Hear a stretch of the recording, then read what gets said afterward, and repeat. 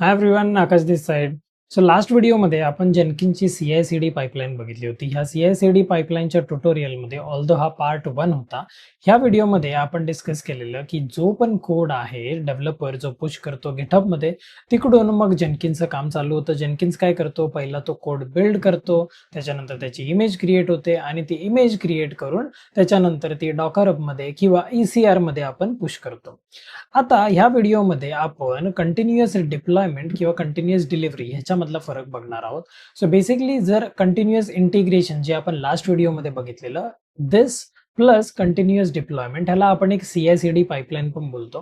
So ह्या व्हिडिओमध्ये आपण कंटिन्युअस डिलिव्हरीवरती फोकस करणार आहोत, ज्याच्यामध्ये आपला बिल्ड आणि इमेज क्रिएशनचा जो पार्ट आहे आणि ती इमेज पुश करण्याचा जो पार्ट आहे तो सेपरेट आहे आणि कंटिन्युअस डिलिव्हरी म्हणजे ज्यावेळेस पण आपल्याला मॅन्युअली आपली जी इमेज आहे ती एखाद्या पर्टिक्युलर सर्व्हरवरती किंवा EC2 वरती ज्यावेळेस डिप्लॉय करायची आहे त्यावेळेस आपल्याला काय करायचं आहे ते आपण ह्या कंटिन्युअस डिलिव्हरीच्या केसमध्ये बघणार आहोत. ह्या व्हिडिओमध्ये आपण चेक करणार आहोत की जेनकिन्स यूज करून एखाद्या EC2 मध्ये आपण SSH कसं करू शकतो, ती इमेज पुल कशी करू शकतो आणि ती इमेज त्या EC2 इन्स्टन्स वरती रन करून त्याच्यानंतर ब्राउझर मधून व्हेरीफाय कशी करायची आहे using the IP address and the port number. ह्या सगळ्या गोष्टी आपण ह्या व्हिडिओमध्ये बघणार आहोत.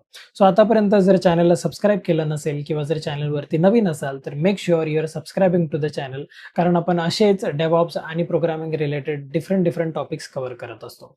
So without further due let's get started into this one. Alright, so last व्हिडिओमध्ये जी आपण पाईपलाईन लिहिलेली ती पाईपलाईन मी जस्ट कॉपी करतो इकडे जेनकिन्स फाईल फायनल, जिकडे आपण लास्ट व्हिडिओमध्ये देखील हीच फाईल रेफर करत होतो. ह्याच्यामध्ये आपण स्टेज 1 मध्ये काय केलेलं की पुल इमेज फ्रॉम गिटहब, त्याच्यानंतर आपण स्टेज 2 मध्ये आपण CD केलेलं, दॅट मीन्स चेंज डिरेक्टरी केलेलं आणि मग आपण mvn क्लीन इन्स्टॉल ही कमांड रन करून आपण पहिला आपली जी जावाची ॲप्लिकेशन होती ती पॅकेज केली.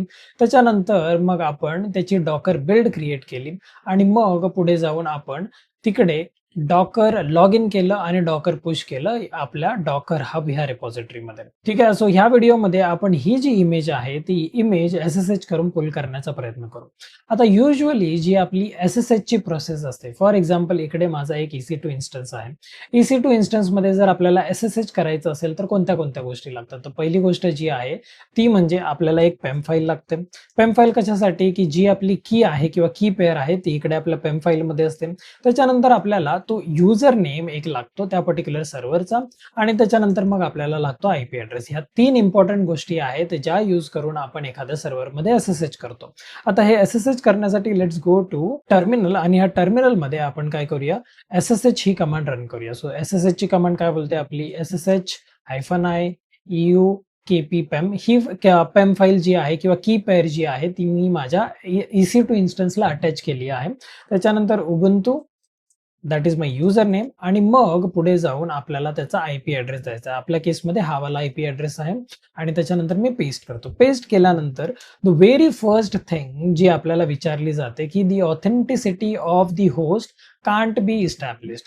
दॅट मीन्स ज्यावेळेस पण आपण SSH करायला जातो त्यावेळेस आपल्याला पहिला असा काही मेसेज येतो आणि ज्यावेळेस आपण येस किंवा नो करतो, जर आपण येस केलं तर आपल्या सिस्टमच्या नोन होस्टमध्ये ह्या पर्टिक्युलर सर्व्हरची एक एंट्री केली जाते आणि नेक्स्ट टाइम आपल्याला हा पर्टिक्युलर मेसेज येत नाही. जर याचं एक्झाम्पल बघायचं असेल तर आय जस्ट से येस.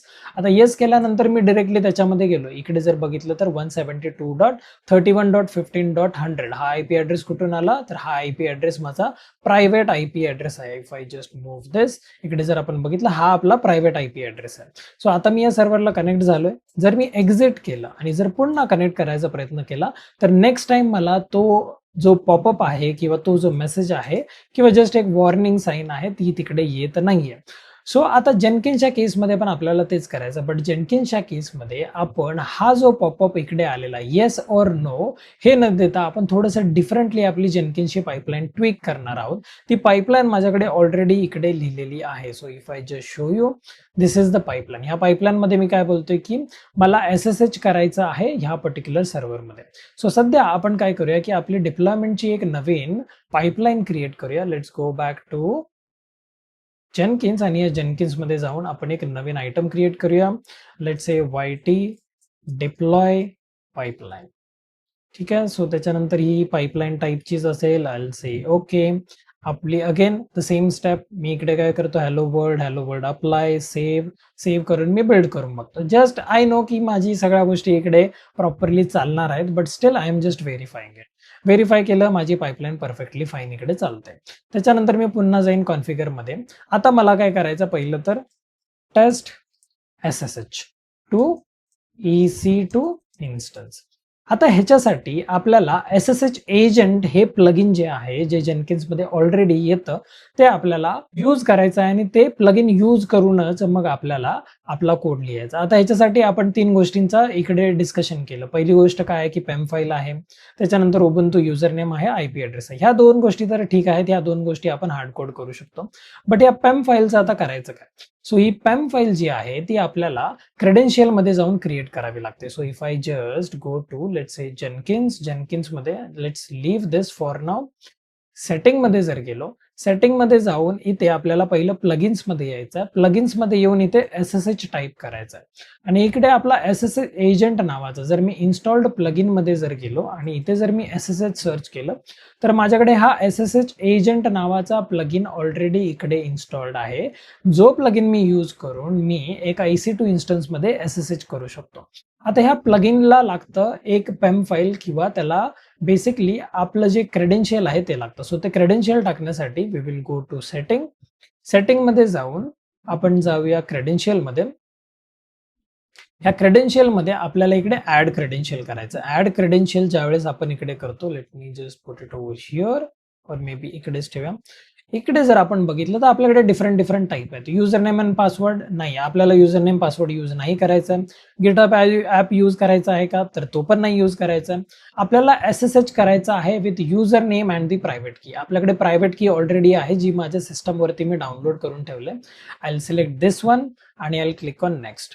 आता इथे मला त्याचा ID द्यायचा. सो लेट्स से YT, त्याला YT underscore let's say EC2 pem file आणि त्याच्यानंतर description, this will be used to SSH into EC2 instance. त्याच्यानंतर युजर नेम जो माझा आहे दॅट इज माय उबुंटू आणि इथे प्रायव्हेट की आय कॅन पुट डिरेक्टली आणि इथे मी ऍड वरती क्लिक करतो. ऍड वरती क्लिक करून झाल्यानंतर मी माझ्या VS कोड मधून ती पेम फाईल जी आहे त्याचा कंटेंट मी जसाच्या तसा कॉपी करतोय and I paste it over here. So I click on create करून झाल्यानंतर इकडे आपल्याला YT EC2 पेम फाईल नावाचं एक क्रेडेन्शियल इकडे आता आपलं क्रिएट झालेलं. Let's go back. जेनकिन्स मध्ये जाऊया. आपली जी डिप्लॉयची पाईपलाईन होती, कॉन्फिगर वरती क्लिक करूया. लेट्स स्क्रोल डाऊन आणि मग आपलं ॲज युजल पाईपलाईन सिंटॅक्स मध्ये आलो आणि इथे मी SSH एजंट म्हणून सर्च केलं. So if you search SSH agent, इथे SSH एजंट वरती क्लिक करायचं आणि इथे आपल्याला क्रेडेन्शियल्स विचारतोय. सो इथे आपण जे यूज केलेलं ते हे वालं होतं की this will be use to SSH into EC2 instance. So I will click on this आणि मग जनरेट पाईपलाईन स्क्रिप्ट. सो असं काही माझी इकडे पाईपलाईन त्याने जनरेट करून दिली. I just copy this, I come back आणि इकडे येऊन स्टेप्सच्या आतमध्ये लेट्स से इकडे मी ती पाईपलाईन पेस्ट करतोय. लेट जस्ट फॉर्मॅट दिस आणि इथे रिमूव्ह करूया. आता इथे आपल्याला आपली SSH ची कमांड लिहायची आहे. सो SSH ची कमांड लिहिण्यासाठी आय जस्ट डुप्लिकेट दिस आणि मी ऑलरेडी ती कमांड लिहिलेली आहे. I just copy from there, click here. त्याच्यानंतर टेस्ट EC2 कॉन्फिगर मध्ये जाऊन मी फक्त एक कमांड सध्यापुरती इकडे कॉपी करतोय. आय जस्ट कॉपी दिस आणि इथे मी लिहेन SH आणि सिंगल कोट मध्ये माझी जी कमांड आहे ती. आणि त्याच्यानंतर मी SSH करून झाल्यानंतर मी SH PWD करतोय फक्त. सो आता इथे SSH -O म्हणजे मी ऑप्शन प्रोव्हाइड करतोय. स्ट्रिक्ट होस्ट की चेकिंग नो देतोय. दॅट मीन्स जे आताच आपण डिस्कस केलेलं की इकडे हा जो ऑप्शन आहे हा आपल्याला विचारायला नको, त्याच्यासाठी मी ही कॉन्फिगरेशन करतोय की स्ट्रिक्ट होस्ट की चेकिंग मी इकडे नो बोलतोय. त्याच्यानंतर माझा युजर नेम आणि मग इकडे माझा एक्सटर्नल IP ॲड्रेस. आता आपल्या EC2 चा external IP address this is the one. हा इकडे मी EC2 क्रिएट केलेला आहे. If I just scroll down, Java app सर्व्हरचा एक नवीन सर्व्हर क्रिएट केलेला आहे मी AWS मध्ये. I just copy the public IP address, I come back आणि इथे येऊन I can just remove this and paste करूया. पेस्ट करून झाल्यानंतर अप्लाय करूया अँड सेव्ह करूया. सेव्ह करून झाल्यानंतर let's try to build it. Build करून आपण ट्राय करूया की ही पाईपलाईन आपली प्रॉपरली चालते का. Let's see. सो इकडे जर आपण बघितलं तर इथे SSH तर आपलं वर्क झालेलं आहे. That means you are in to the system. आणि त्याच्यानंतर जर PWD केलं तर इकडे मला बेसिकली ओके. सो आपला PWD इकडे चालला नाही कारण आपण तो सेपरेटली दिलेला आहे. कसा तर जर आपण या पाईपलाईन मध्ये गेलो, YT डिप्लॉय पाईपलाईन कॉन्फिगर मध्ये जर गेलो तर आपण दुसऱ्या लाईन वरती ते SSH दिलेलं आहे. दॅट्स द रिझन आपलं हे बेसिकली SSH कमांड किंवा ही जी लिनक्सची कमांड आहे ती सेपरेटली वर्क झाली आणि ती ह्याच्या आतमध्ये वर्क झाली नाही.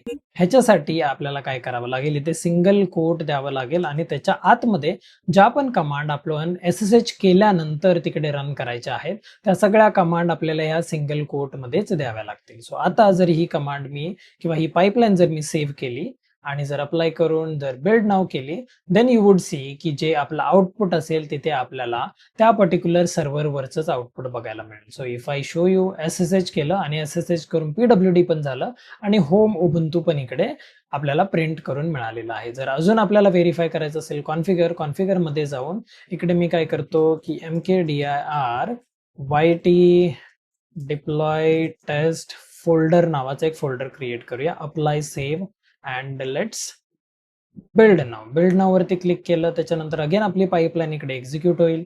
एक्झिक्यूट झाल्यानंतर इथे काही एक एरर नाहीये. I just take you to EC2 आणि इथे जर मी आपण जर LS केलं तर इकडे आपल्याला YT डिप्लॉय टेस्ट फोल्डर नावाचा एक फोल्डर दिसेल जो जेनकिन्स मधून आपण इकडे क्रिएट केलेला. ठीक आहे. सो पहिली स्टेप तर आपली झाली की जिकडे आपण SSH करू शकतो ह्या पर्टिक्युलर सर्व्हरमध्ये. सो SSH ची जी स्टेप्स आहे किंवा स्टेप आहे ती आपली आता सक्सेसफुली एक्झिक्यूट झालेली आहे. आता ह्याच्या पुढे मला काय करायचं, जी पण माझी इमेज होती ती मला पुल करायची आहे. पुल करून झाल्यानंतर मला रन पण करायचे. सो त्याच्यासाठी I just go to docker hub. या डॉकर हब मध्ये जाऊन आपली जी इमेज होती किंवा आपण डिरेक्टली लास्ट पाईपलाईन मधून पण बघू शकतो आपली इमेज होती this one, Akash Kamble my spring boot app V20. I just copy this one आणि पुन्हा आय कम बॅक आणि इकडे पाईपलाईन मध्ये जाऊया, कॉन्फिगर वर क्लिक करूया आणि इथे येऊन आता mkdir ची काही गरज नाहीये. इकडे आपल्याला करायचं आहे sudo docker pull आणि मग त्या इमेजचं नाव. So let's apply and save आणि मग पुन्हा मी बिल्ड नाव करतोय. बिल्ड नाव केल्यानंतर बघूया काय होतंय. इकडे बिल्ड नाव केल्यानंतर आपली जी इमेज आहे ती आता इकडे पुल व्हायला चालू व्हायला हवी. सो हा काय म्हणतोय की no manifest matching for AMD 64. Correct, कारण जी इमेज आपण जी बनवलेली ती इमेज बनवताना आपण ARM बेस्ड प्रोसेसर वरती म्हणजेच माझ्या मॅकबुक वरती ती इमेज बनवलेली आणि त्याच्यासाठी आपल्याकडे कोणतीही दुसरी इमेज अवेलेबल नाहीये फॉर दिस पर्टिक्युलर आर्किटेक्चर. आता हे कुठून मला समजलं. So if I just go back आणि इथे जर मी सर्च केलं V20 spring boot app V20 आपलं माय स्प्रिंग बूट ऍप इकडे. त्याच्यानंतर ह्याच्यामध्ये आपल्याकडे दोन व्हर्जन्स आहेत. जर मी सी ऑल वरती क्लिक केलं तर हे दोन्ही पण जे व्हर्जन आहेत ते ARM 64 बेस्ड आहेत. दॅट्स द रिझन आपल्याकडे ती इमेज आता ARM 64 ची अवेलेबल आहे आणि नॉट दिस पर्टिक्युलर AMD 64. आणि आपला जो EC2 आहे ह्याचं जर आपण आर्किटेक्चर बघितलं QNAME तर इकडे आपलं जे आर्किटेक्चर आहे ते X6486. That means it is not the ARM based processor, it is a AMD based processor. मग याच्यासाठी आपल्याकडे दोन ऑप्शन आहेत. एक तर आपण पुन्हा इमेज रिबिल्ड करून पुश करू शकतो आणि त्याच्यासाठी आपल्याकडे जी कमांड आहे विच आय हॅव इट. इकडे जर मी एक्झिट केलं ओके आपल्याला एक नवीन सेशन लागेल. I just create a new session here आणि इथे डॉकर बिल्ड ची एक कमांड आहे बिल्ड एक्स आणि या बिल्ड एक्स मध्ये आपल्याला अशी काही प्लॅटफॉर्म बेस्ड एक इमेज क्रिएट करावी लागेल.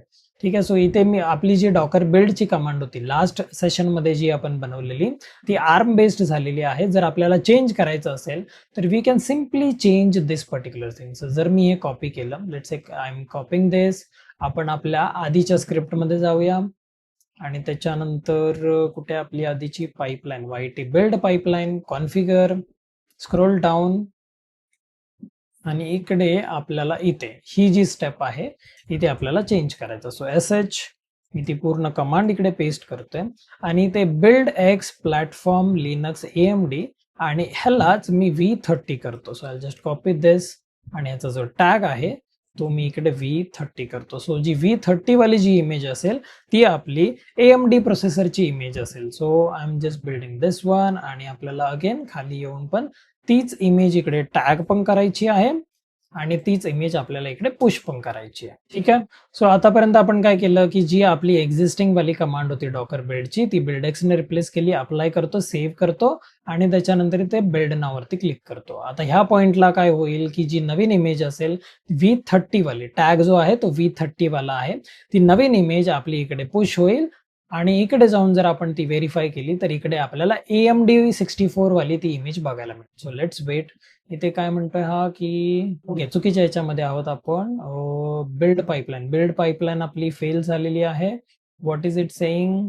सो इथे डॉकर अनऑथराइज्ड म्हणून दाखवतोय. सो मोस्ट प्रोबेबली माझा डॉकर जो आहे तो लॉग आउट झालेला असावा. I will quickly log in and come back. All right. So ती इमेज जी आहे ती मी लोकली इकडे पुल केलेली आहे. And now let's go back आणि आपण परत बिल्ड करूया. बिल्ड करून बघूया की आपला जो एरर आहे तो सॉल्व्ह होतोय का आणि जी V30 वाली जी इमेज आहे ती पुश होते का. सो युजली असे एरर्स अधूनमधून येतच राहणार आहे. Nothing is going to be perfect की प्रत्येक वेळेस जे युट्यूबचे ट्युटोरियल असेल ते एकदम परफेक्टली चालेल. It is going to happen. आता इकडे again incorrect user name and password. Yes, कारण आपण डॉकर लॉग इनची जी पण प्रोसेस होती त्याच्यानंतर आपण टोकन पण जो होता तो टोकन आपण डिलीट केलेला. So let me go back and fix this issue and come back. All right. So issue जो आपल्याला येत होता विच इज दिस वन, हा मी मॅन्युअली फिक्स केलेला आहे आणि ह्याच्यामध्ये मी एक नवीन इमेज जी आहे my spring boot app V30 ही इमेज आता मी डॉकर हब मध्ये पुश केलेली आहे, जी माझी इमेज असेल AMD 64 ची. So if I just go back आणि इकडे जाऊन आपण if I just go to my profile आणि प्रोफाईल मध्ये जाऊन माय स्प्रिंग बूट ऍप ह्याच्यामध्ये आपल्याकडे 3 टॅग्स असायला हवेत आणि जी V30 आहे that is AMD 64. Now let's come back आणि आपली YT डिप्लॉयची जी पाईपलाईन आहे ती पुन्हा एकदा रन करूया. आता ह्या केसमध्ये आपल्याला AMD 64 वाली इमेज पुल होताना बघायला मिळते. वी जस्ट गो बॅक इकडे. ओके, आपल्याला नाव चेंज करावं लागेल. This is V20. So let's go back, configure आणि इकडे आपल्याला V30 करायचं. सो लेट्स अप्लाय, सेव्ह आणि बिल्ड नाव करून आता ती इमेज पुल व्हायला हवी. Let's see. So console output. Okay, so now at this point जर आपण बघितलं ती इमेज आपली सक्सेसफुली इकडे पुल होते. सो आता ही पुल कम्प्लीट झाल्यानंतर I will take you to EC2 आणि त्या EC2 मध्ये जाऊन आपण ट्राय करूया की ही इमेज जी आहे ती आपल्याला तिकडे दिसते का. So if I just go back here आणि ते डॉकर PS जर सर्च केलं किंवा सुडो डॉकर इमेजेस म्हणून आपल्याला इकडे सर्च करावं लागेल. सो इफ यू सी इकडे आपल्याला ही इमेज इकडे बघायला मिळते. सो ती इमेज सक्सेसफुली इकडे पुल झालेली आहे. Now the next step is to run this particular image. So run करण्यासाठी लेट्स गो बॅक, कॉन्फिगर मध्ये जाऊन अगेन आपली जी पुढची कमांड आहे ती सुडो डॉकर रन -d, त्याच्यानंतर हायफन नेम जावा ऍप देतो -p 8080 सुद्धा आय बिलीव्ह. त्याच्यानंतर आपल्या इमेजचं नाव. So this is my image name. I just copy this one आणि इकडे पेस्ट करूया. पेस्ट करून let's reverify docker run -d आपल्या ऍप्लिकेशनचं नाव, पोर्ट नंबर आणि त्याच्यानंतर image name. Let's apply, save. आणि आता इकडे तुम्हाला वाटेल की मी पुन्हा ही इमेज इकडे पुल करतोय, बट इन रियालिटी जर इमेज माझ्याकडे लोकली एक्झिस्ट करत असेल तर ती पुन्हा पुल होत नाही. ठीक आहे. So if I just apply, save आणि इकडे बिल्ड नाव वरती जर क्लिक केलं, let's see what happens now. So let's wait. Pipeline done. इकडे सक्सेस म्हणून दाखवलं. सो लेट्स गो बॅक आणि इथे सुडो डॉकर PS करूया. PS केल्यानंतर इफ यू सी इकडे आपले इमेज आता ऍज अ कंटेनर म्हणून रन व्हायला लागले. So if I just show you the logs as well, sudo Docker logs -f. So इकडे जी आपली ऍप्लिकेशन आहे ती ऍप्लिकेशन मोस्ट प्रोबेबली 8080 वरती रनिंग मोड मध्ये. आता हे ऍक्सेस करण्यासाठी आपल्याला काय करायचं आहे की त्याचा जो IP ऍड्रेस असेल तो IP ऍड्रेस कॉपी करायचा आहे. Let's go back. त्याच्यानंतर इथे पेस्ट करतो :8080. बट हा डिरेक्टली आता ऍक्सेस होणार नाही, कारण त्याच्या मागचं जे रिझन आहे की जो आपला 8080 पोर्ट नंबर आहे तो सिक्युरिटी ग्रुपमध्ये सध्या ऍडेड नाहीये. So let me take you back. इकडे जाऊया सिक्युरिटीमध्ये we need to go in to security ग्रुपमध्ये जाऊन मग आपल्याला इथे एडिट इनबाउंड रूल करायचे आहेत. ऍड रूल त्याच्यानंतर आपला 8080 आणि मला कुठूनही ऍक्सेस करता आला पाहिजे. I will save the rule and I will go back आणि तिकडे जाऊन ट्राय करूया की ती ऍप्लिकेशन आता आपली ऍक्सेस व्हायला हवी. आणि त्याच्यानंतर आपलं /टेस्ट म्हणून होतं. Let's see what happens. थोडासा वेळ लागतो की जो पोर्ट नंबर आपण ओपन केलाय तो रिफ्लेक्ट होण्यासाठी. Let's wait. So if you see service our app is running. अशा प्रकारे आपली जी जावाची ऍप्लिकेशन होती ती जावाची ऍप्लिकेशन आपण काय केलं की ह्या केसमध्ये let me just make it little bit bigger. So आपण काय केलं की आपण SSH केला युझिंग जेनकिन्स. त्याच्यानंतर ती इमेज इकडे पुल केली आणि ती पुल करून झाल्यानंतर ती ॲज अ कंटेनर म्हणून रन देखील केली. सो अशा प्रकारे आपण ही जी पाईपलाईन आहे, let me just revise one more time. इकडे काय केलं की आपण एक SSH एजंट यूज केला. त्याच्या आधी क्रेडेन्शियल मध्ये जाऊन ती पेम फाईल मधला कंटेंट तिकडे टाकला. त्याच्यानंतर आपण इकडे SSH केला, त्याला ऑप्शन पास केला सो दॅट आपल्याला जो एक वॉर्निंग साईन तो देतो तो इकडे विचारायला नको. युजर नेम, त्याचा IP ॲड्रेस, ऑल्दो इकडे गोष्टी हार्ड कोडेड केलेल्या आहेत आणि हार्ड कोड केलेल्या गोष्टी पुढे जाऊन आपण त्याला ऑप्टिमाइज पण करू शकतो. त्याच्यानंतर इकडे मी डॉकर पुल केलं आणि पुल करून झाल्यानंतर मी डॉकर रन ही कमांड यूज करून माझी जी इमेज होती ती ॲज अ कंटेनर म्हणून इकडे रन देखील केली. So now the question is की is this a perfect Jenkins pipeline or not? The answer is no. ह्याच्यामध्ये खूप सारे ऑप्टिमायझेशन आपण करू शकतो. इकडे खूप साऱ्या व्हॅल्यूज आपण हार्ड कोड केलेले आहेत. ह्या व्हॅल्यूज आपण हार्ड कोडिंग इथून काढून त्याला इकडे व्हेरिएबल्स मध्ये देऊ शकतो किंवा आपण पॅरामीटराइज्ड व्हेरिएबल देखील घेऊ शकतो.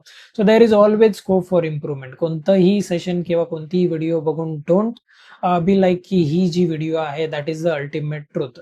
नेहमी किंवा रोज काही ना काहीतरी नवीन गोष्टी येत असतात. There is always scope for improvement. So although this pipeline is working perfectly fine but still त्याच्यामध्ये अजून इम्प्रूव्हमेंटचा स्कोप देखील आहे. So this was a small demo की आपण एक जी आपली डॉकर इमेज आहे जी आपल्या डॉकर हबमध्ये आहे तिकडून पुल करून एका EC2 इन्स्टन्सवरती कशी रन करू शकतो आणि त्यालाच आपण बोलतो कंटिन्युअस डिलिव्हरी. आणि ह्या दोन पाईपलाईन जर आपण एकत्र केल्या तर त्याला आपण डिरेक्टली CICD पाईपलाईन किंवा कंटिन्युअस इंटिग्रेशन आणि कंटिन्युअस डिप्लॉयमेंट अशी जेनकिन्सची एक पाईपलाईन बोलू शकतो. सो आय होप की हा व्हिडिओ तुम्हाला आवडला असेल. जर याच्यातून दोन गोष्टी नवीन शिकला असाल तर make sure you hit a like आणि जो पण तुमचा फीडबॅक असेल चांगला वाईट or whatever it is make sure you are putting it in the comment section below. कारण तसंच आपल्या चॅनलला ग्रो व्हायला हेल्प होईल. अँड येस अशाच नवीन टॉपिकसाठी आणि नवीन गोष्टींसाठी चॅनलला सबस्क्राईब करायला विसरू नका. So this was it from my side. I will see you soon in the next one.